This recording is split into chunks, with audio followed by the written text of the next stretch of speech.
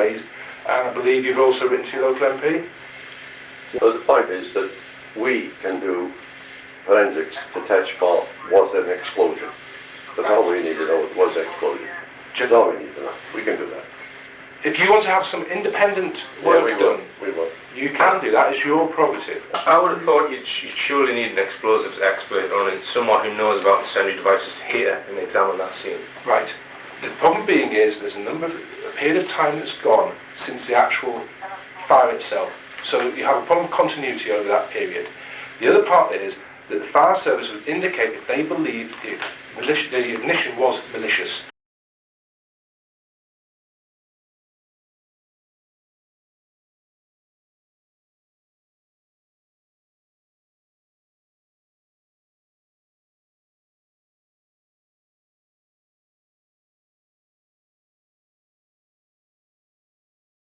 I've got a statement of someone saying you had candles in your room, and a fire officer saying you had candles in your room. There was no candles in the room. At least certainly not burning. But I have two people saying there were candles in your room.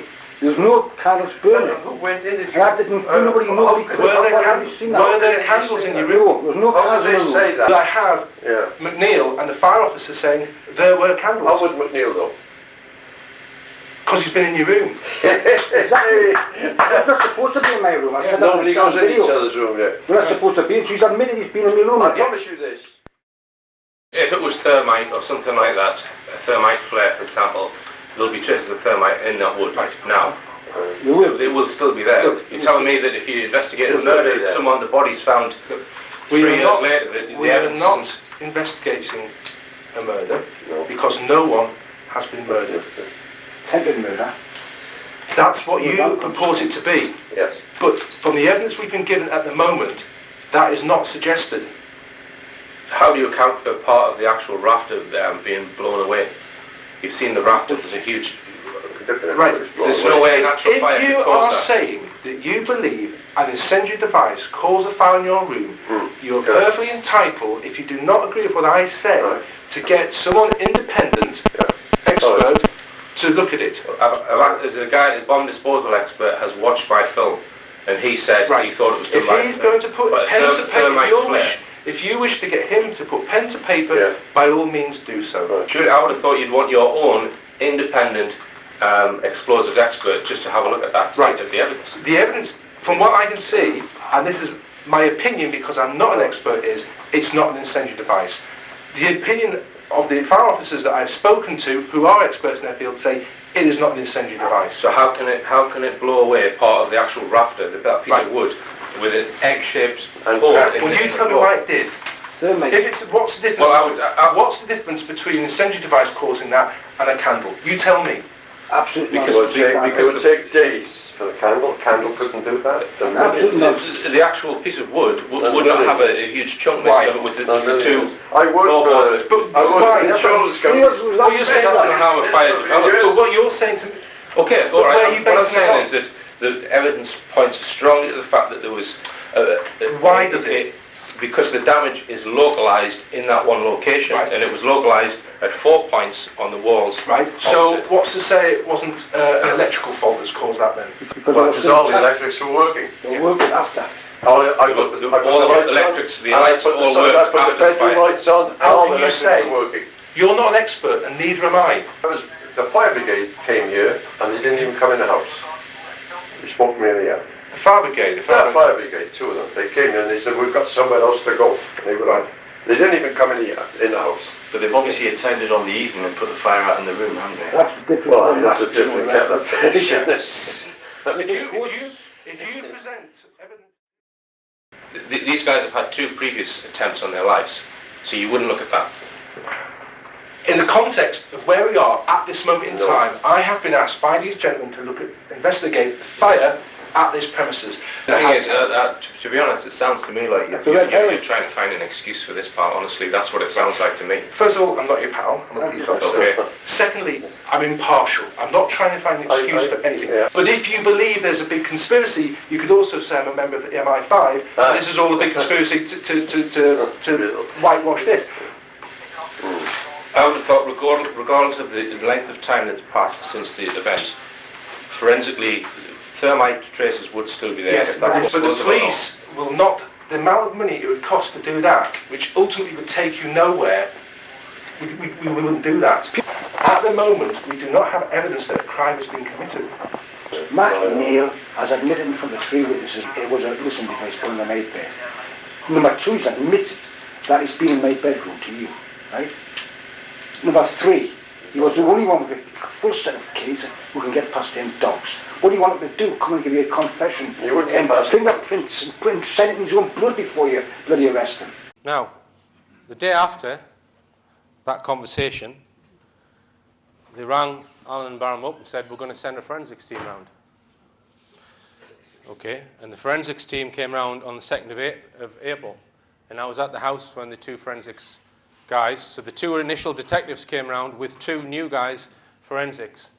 I was in the room next door. I didn't go in and see them take the floorboards, but they took 4 of the floorboards that were above where the damage was, and they bagged them, they took them away. And Alan tells me that the main forensics guy was shaking his head as if to say, yes, there's something suspicious here. They wouldn't have took the evidence away if they didn't think that. And they told Alan and Barham they were going to forensically test the floorboards for traces of explosives. Now, they then phoned up and they said, well, it's going to take 6 weeks. Now, I've checked this with a serving police officer, and apparently that is the length of time it takes. There's a waiting list at the lab. It's typically a 6-week turnaround time to have something like tests done. So 12 weeks went by and they had heard nothing, okay? So Alan, or I think it was Barham, he rang them up to try and get a response. Eventually they rang back and they were told they weren't going to test the floorboards because it would be too expensive. So, and I've also checked how much this kind of test would cost. You're talking about £100 per hour for the lab time. So it's going to cost under £1,000 easily for them to do those tests. And this is an attempted murder, and they're saying it's too expensive. I've discussed this with other police officers, and they cannot believe they're saying it's too expensive. So they said to Alan, you could come round and collect the floorboards. The police have said they're not going to test the floorboards. The police have said that Alan can collect the floorboards, which they took away for forensic examination, and are now saying, oh, it's too expensive. So, Let's see what they say. Can I have your name and number, please? Right, and what's that for? Well, I'm going to write a letter after this, and I'd like to be your senior officer in this station. Right, it's Lee McManus. Lee McManus. Yeah. Well, there's nothing personal. You're going to trouble them if 6 with it. Excuse me, can I put your video in? Just the handing over of this evidence. Right, well, I hope he hasn't asked me to video it, so can I ask you to delete that? I'll turn it off, but I'll not delete it. No, I need. Okay. Well, these weren't not sawn up like this before. So They're in flags along the road. they were in long planks. Yeah. Okay, so are they in different bags then, Alan? Yes. Okay, so they've actually been sawn in half. Right, we've got them back, and they've actually been sawn in 2 or 3. These boards were what, 3-4 feet in length. Oh, 4, 5 feet.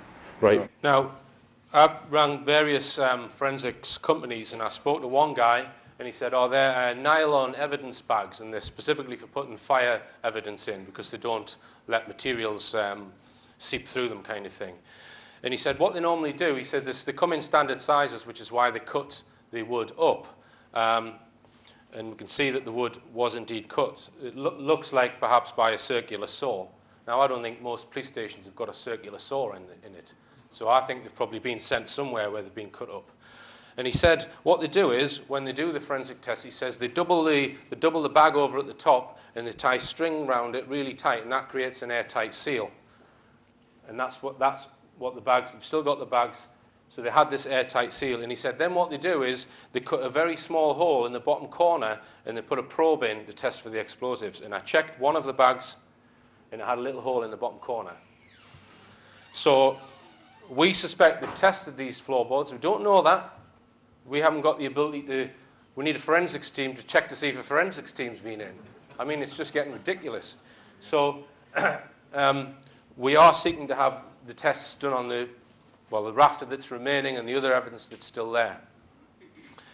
So in summary, somebody in Northumbria Police has or is perverting the course of justice and should be arrested. It's as simple as that. The evidence I've presented here makes that blatantly obvious. And really, that's the end of the talk. That's where we are with it. And I'd like to throw it open to anyone who has got any ideas of what the bloody hell we do here. Because, you see, we don't know who is actually doing the obfuscation. We suspect someone in Northumbria Police has taken their orders from MI5.